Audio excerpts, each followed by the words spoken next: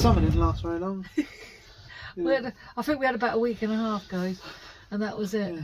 Yeah. And it's so annoying when we took Mum and Dad out because it was so hot that day. Yeah. The week after it was half the temperature. 16 degrees outside now. Yeah.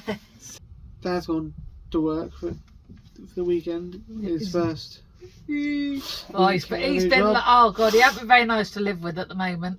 Because when he starts a new job, he gets very, very nervous, doesn't he, Josh? So he's a bit, a bear with a sore. Yesterday he done the roof though, painted the roof, got that done, painted the back deck. Yeah, so the roof looked nice. Yeah. Back deck had second coat. Because it was all right yesterday actually. God, it was nice yesterday. Yeah. Lovely day yesterday. Yesterday was the nicest day of the last 3. Yeah. They weren't cruising. But yeah, allowed Dad to get some jobs done. They started this new job, so it's for Friday, Saturday, Sunday, Monday now. So we're back until Monday, late Monday, because that was the thing when he worked at the other place the Sunday. Excuse Josh, he's got hay fever. Yeah. He worked till the Sunday and he finished about 5, didn't he? Yeah. So he got back at a reasonable time. But he's only back. Don't know if there's any point in him coming back because he's back Tuesday, Wednesday, and then he has to take the car in the garage Thursday for the power steering. So he's got to go a day early, but it gives him chance to get a load of stuff out the van because I think the van is just. I don't even think it's worth going for the insurance to get it repaired, to be honest. So we're just gonna try and. It's only £550. Yeah, but we're gonna try and so spares and repairs as a camper. Yeah, with a camper. So with all the stuff in it. Yeah, so we might get, even if we got back what we paid for it, might be nice. Yeah. So anyway, today we're just waiting for the rain to stop at the moment. Hopefully it should be stopping at 11. It's about 10 o'clock now. And then we're going to head up through Berkhamsted. Berkhamsted. Yeah. And then to Cowroast, which is the summit of the Grand Union. Weird name, isn't it? Cowroast. Yeah, I know. I don't know how that name came to be. Cowroast. I suppose when someone said, "Oh, what are you going to name your land?" "Oh, we're cooking a cow at the moment. We're roasting a cow." So we'll call it Cowroast. Yeah. There's a marina there, but we're going to be going a little bit further, just to the station, Tring. And then we'll be on the Aylesbury Arm after that. Yeah, we're going to go on the Aylesbury Arm. I think it's nice and quiet down there. Yeah. But we're heading for the Ashby. We're trying to get on the Ashby for the summer holidays. So I think that's it. Anyway, yeah. Let's wait for this rain to stop and then we'll go. Yeah. Come and join us. So this is the map of the UK Canal network. Everything that's red is what we've cruised before. And we're here down on the Grand Union Canal near Berkhamsted. We'll be starting today's cruise at Bourne End, a little village in between Berkhamsted and Berkhamsted.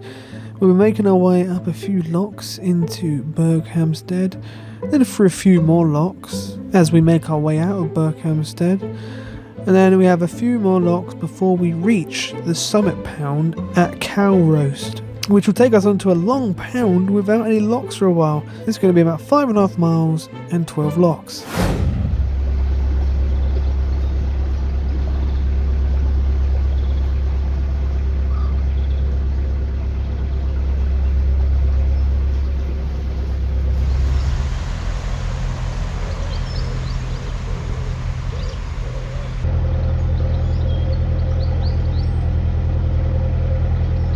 Close but no cigar. This is quite descriptively named Sewer Lock because there's a sewage works right next to it, although you can't smell anything.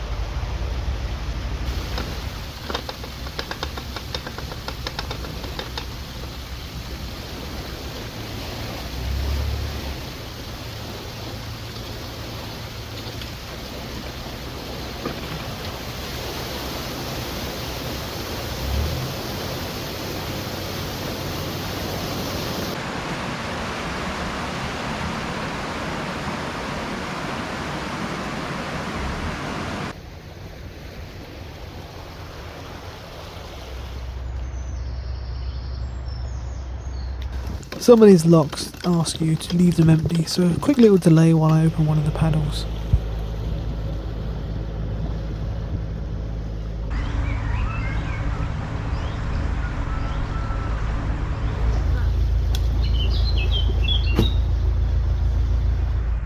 Coming into the outskirts of Berkhamsted now, and look at this beautiful cottage. Lovely location, just ruined by the railway.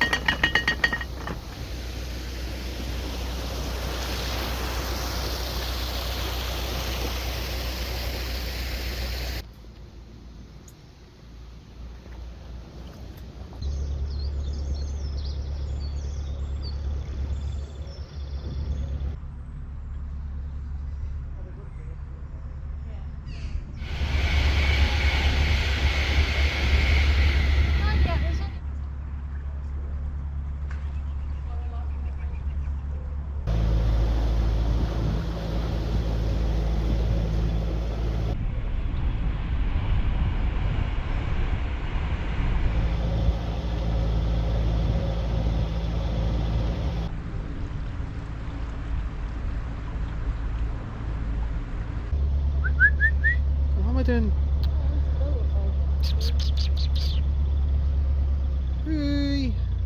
The facilities at Berkhamsted are quite hidden and out of the way. Here's the water point, and there is an L sign here too.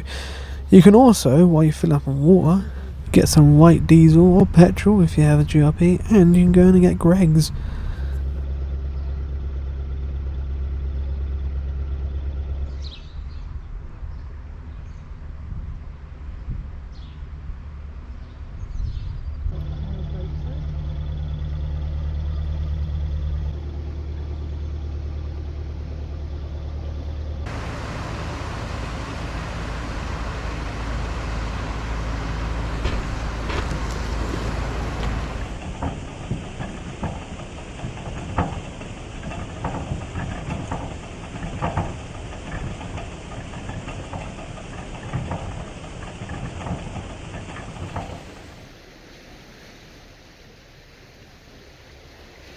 There's something just so cute about these fluffy grey things, isn't there?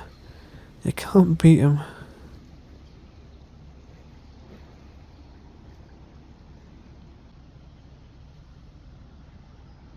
Well, this is the Rising Sun, built right on the lock here and locally known as the Riser. It was built in the 1880s and remains largely the same as it was all the way back then.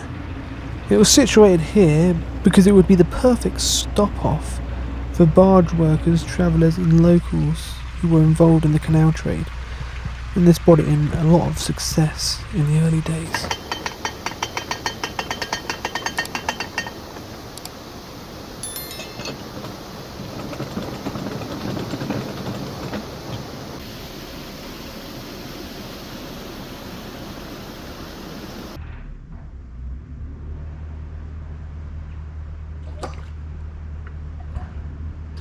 And just before you get to the next lock, you're greeted with another pub, the Boat.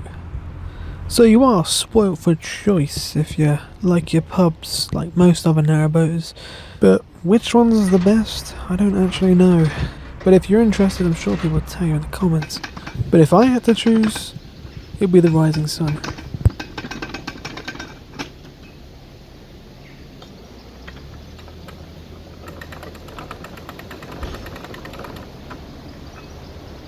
I love these lockkeeper cottages on the Grand Union Canal. They're only one story, which is odd compared to most other canals, but I guess it was just cost effective and they were intended to be functional rather than luxurious and providing enough space for the lockkeeper and his family.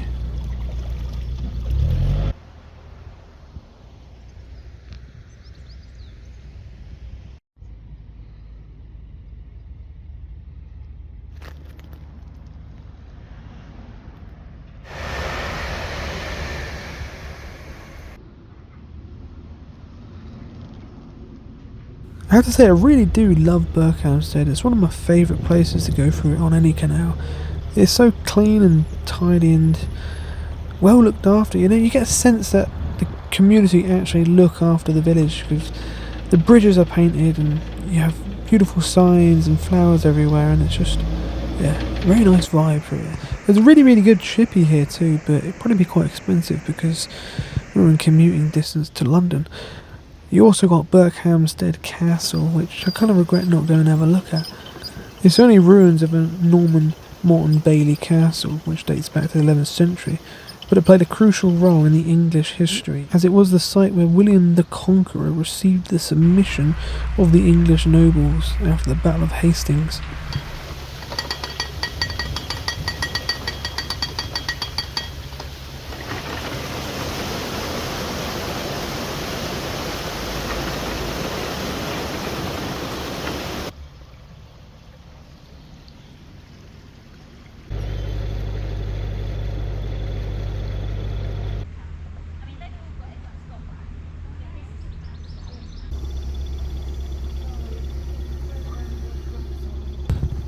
I don't care about all the praise I just gave to Berkhamsted. I would not moor underneath a footbridge. The constant anxiety of kids, chucking things on your roof or jumping on your roof or breaking your solar panels would just not be very good.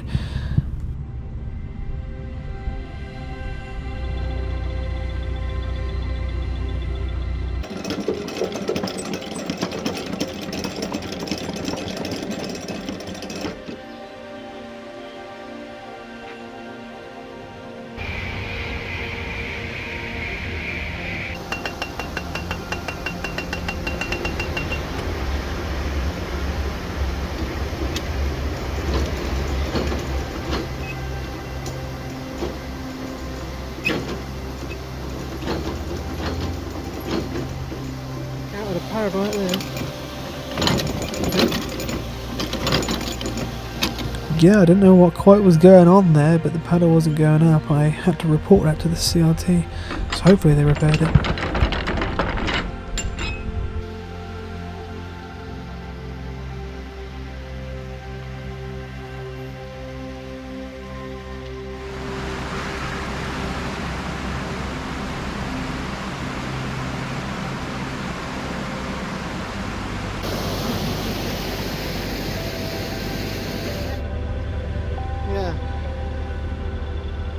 I honestly don't know how these narrowboaters sleep at night with the sound of that train. It is probably the busiest line in the UK, isn't it? It's gotta be.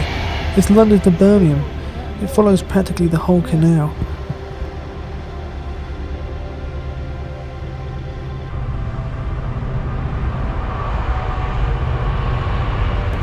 We got extremely lucky here because I check the stoppages every day now, and I noticed when I checked the stoppages after this cruise, the very next day, that a tree had fallen down here and blocked the navigation. So the very next day, a tree fell down and we got quite lucky there. The luck, however, had ran out. As we got to the next lock, there was a boat going up in front of us. But it wasn't too much of a problem actually, because the woman was emptying the lock chambers. Now this is because you have to leave them empty. While we waited, Mum began lunch and I took the boat in.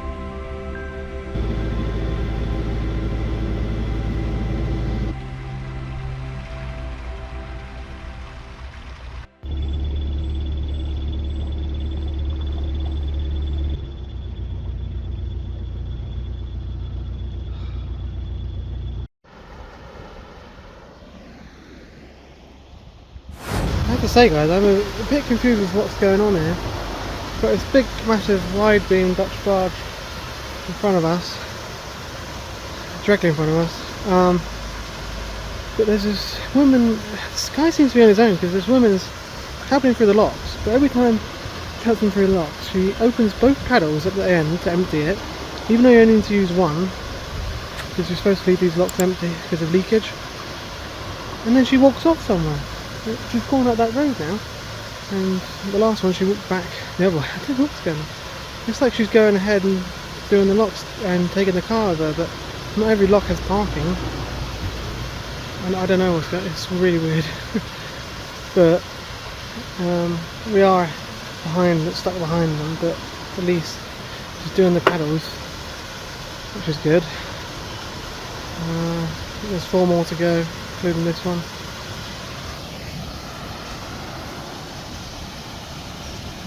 Oh.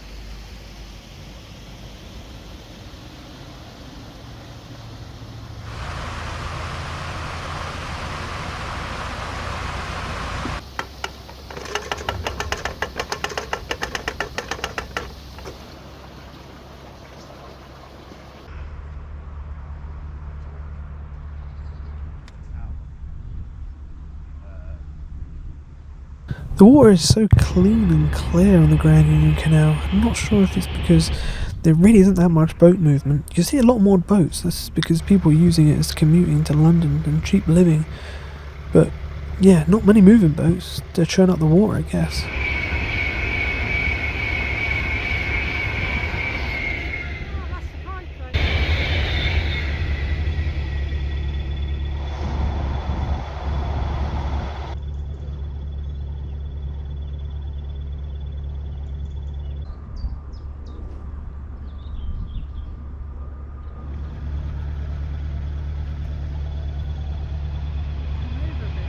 This big boat here was the one in front of us, and there's parking just up here.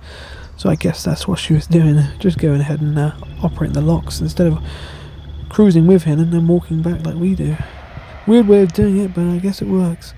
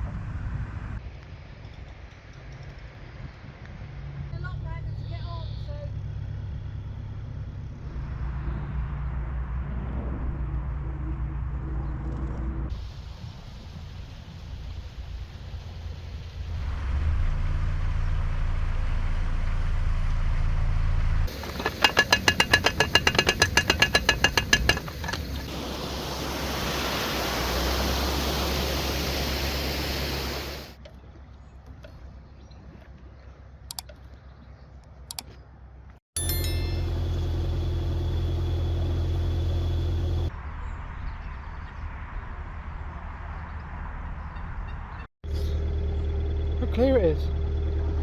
Yeah, it's also lovely fish.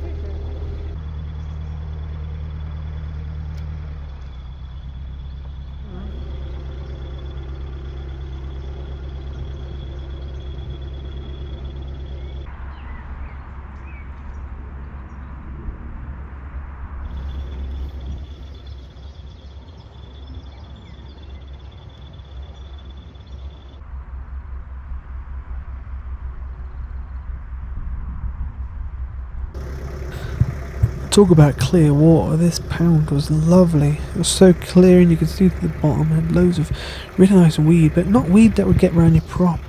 This stuff gets chopped up easy.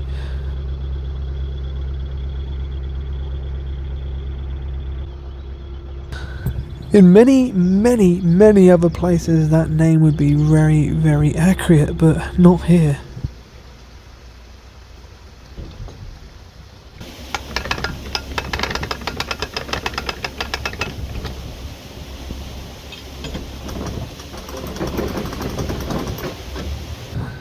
At last the ascent is over. Cowroast Lock. This will take us onto the first summit point of the Grand Union. After this we'll be going downhill for a while and then back uphill and then downhill and then back uphill, I think.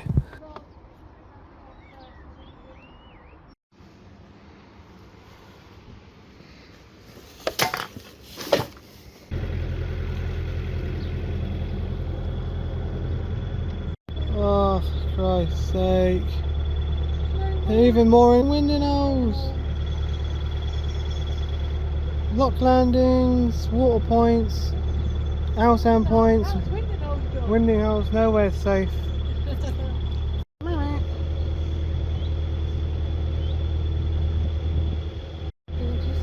mate. Hello. Hello. God, they do some crazy things. Oh, you see everything on this canal, don't you? Look at that. Oh my God.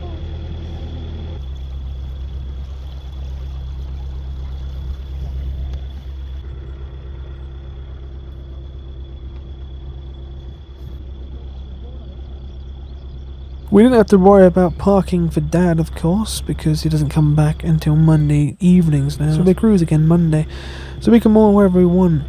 And we found a nice spot here with rings, and it's not even 2-day mooring. And it's a nice spot because after this it goes into a cutting all the way to Marsworth, which is not very good for solar.